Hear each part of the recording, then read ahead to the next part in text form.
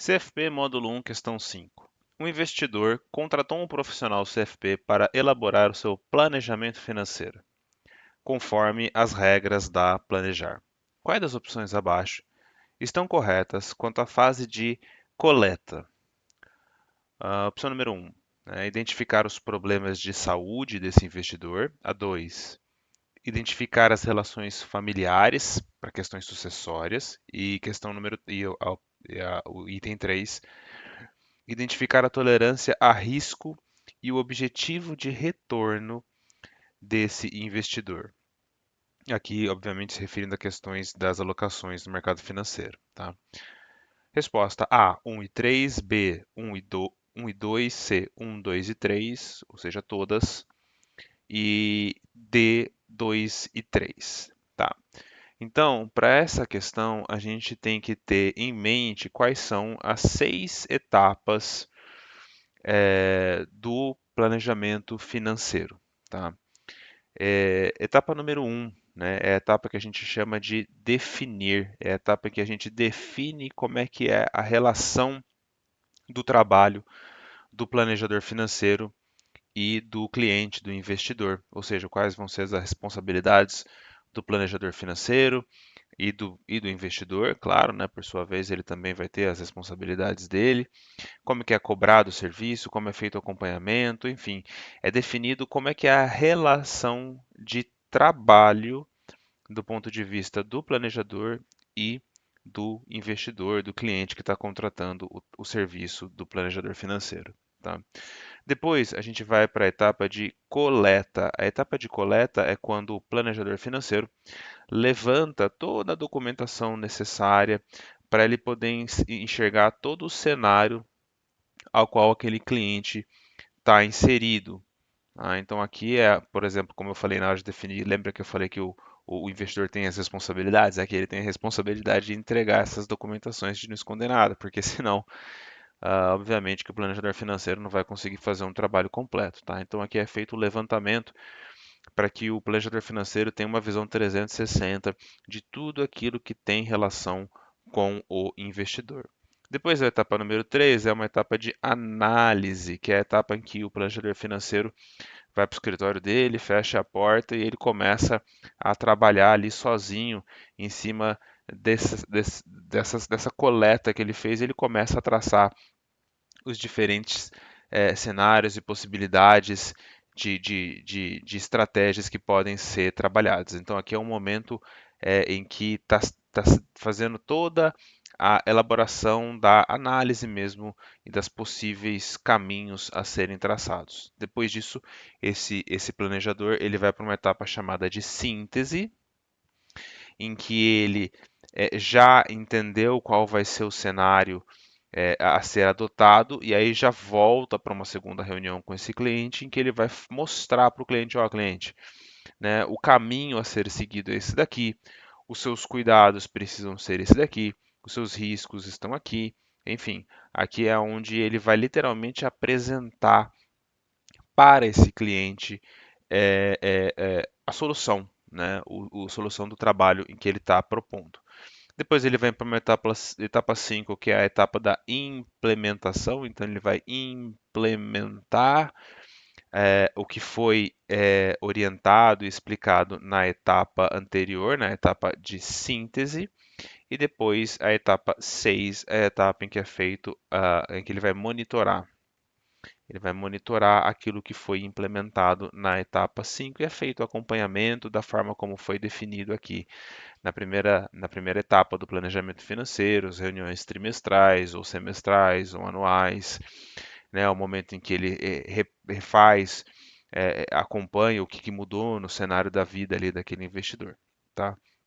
Então, o problema, ele nos faz uma pergunta especificamente sobre a etapa da coleta. Ele está perguntando aqui, ó, né, contratou um profissional para elaborar essa planejamento.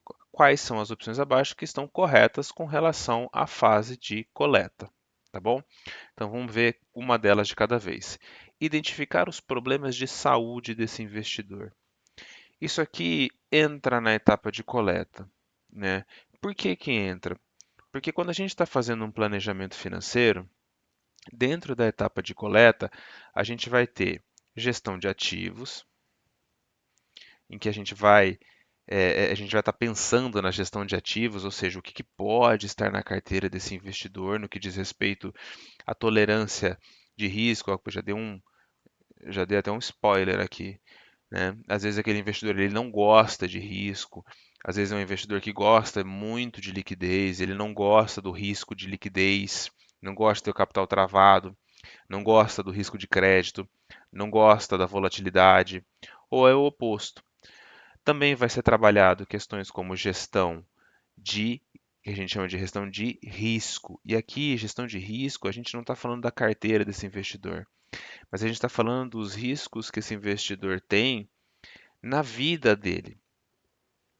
Então, por exemplo, eu posso aqui entender que se esse investidor tem um problema de saúde e ele tem, por exemplo, uma preocupação sucessória, eu posso, com o meu conhecimento, já enxergar que muitas vezes uma seguradora poderia ter uma relutância em fazer um seguro para esse cliente para atender uma questão sucessória em função de um risco de saúde. Então, eu já posso ficar atento, ó, na hora da síntese, na hora que eu vou apresentar a solução para o cliente, eu posso já chegar para ele e falar: a gente pode ter um problema com a seguradora, as seguradoras podem não querer fazer a cobertura. Então, talvez as questões sucessórias precisem ser tratadas através de um outro mecanismo, como por exemplo uma previdência, que também pode garantir recursos a um beneficiário. Entendeu? Então aqui a gente já consegue dar um adiantamento no que diz respeito a isso. Então os problemas de saúde desse investidor, eles fazem parte da nossa elaboração, né, de um planejamento financeiro. E o momento em que eu vou ter que saber disso é o momento da coleta, é o momento em que estou levantando as informações sobre ele, tá? Depois, identificar relações familiares. Aqui também entra, também está correto. Por quê? Porque às vezes esse investidor ele tem, por exemplo, um afiliado, ele tem alguma pessoa de quem ele é responsável, eu sou responsável pelo meu irmão, então se acontecer alguma coisa comigo, pela lei, a minha herança vai para os meus filhos e para minha esposa, mas o meu irmão, ele tem uma condição específica, né? Eu tomo conta dele, por exemplo, né? E enfim, e aí eu preciso ter essa visão para já também dar uma orientação para ele, né? Por mais que eu não seja um advogado e eu não consiga implementar um testamento que garanta a esse irmão, eu sou um planejador financeiro que eu posso tentar fazer de um outro caminho, ajudar ele de um outro caminho, mesmo que eu orientasse através de um testamento para conduzir ele a um advogado também.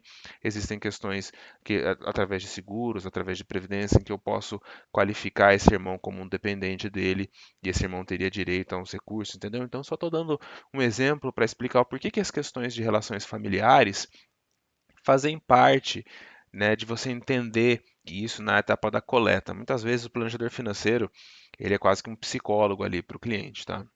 E depois a gente tem a opção número 3, identificar a tolerância ao risco e os objetivos de retorno. Cara, isso daqui tem tudo a ver, né? Por quê? Porque quando eu estou coletando as informações sobre ele, eu não estou coletando só documento e papel. Eu estou coletando também as minhas percepções com relação à personalidade daquela pessoa, a experiência que ela teve, as vivências que ele teve, ele ou ela, né? Os riscos que ele está disposto a assumir é de absoluta importância que eu faça esse levantamento, porque não vai aparecer em nenhum outro lugar. Se ele não falar ali para mim na coleta que ele não gosta de ações, na síntese pode aparecer ali bolsa de valores.